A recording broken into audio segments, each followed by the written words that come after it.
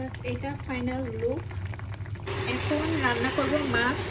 দেখেন মশলার কালারটা কি সুন্দর টকটকে লাল।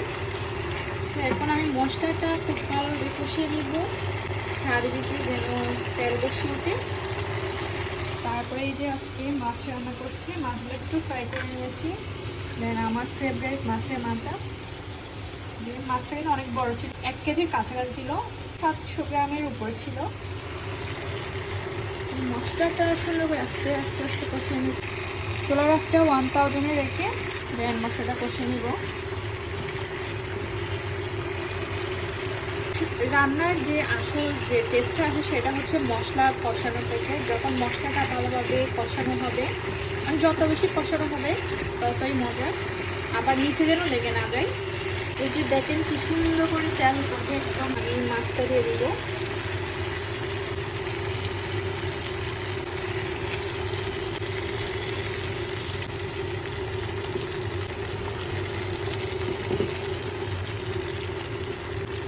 তারপর টমেটো দিয়ে দিচ্ছি।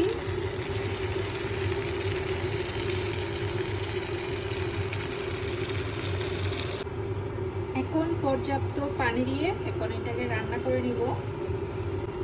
এই যে মাছটা রান্না করা হয়ে গেল, মাশাআল্লাহ কি সুন্দর কালারিং, সুন্দরভাবে হয়ে গেছে। এখন উপরে ধনিয়া পাতা ছিটিয়ে দিয়ে দেন নামিয়ে নিব। মাছের কালার কেমন হয়েছে অবশ্যই কমেন্ট করে জানাবেন। তেলের তেলগুলো সব এক সাইডে চলে গেছে, এগুলো মাঝখানে দিলে আরও পুরো লোকটা অনেক সুন্দর লাগবে। সো রান্না কিন্তু কমপ্লিট।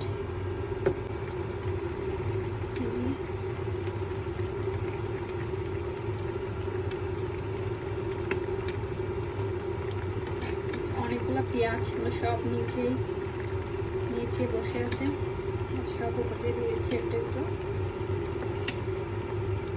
এই মাছটা একদম ফ্রেশ, মানে টাটকা ছিল একদম।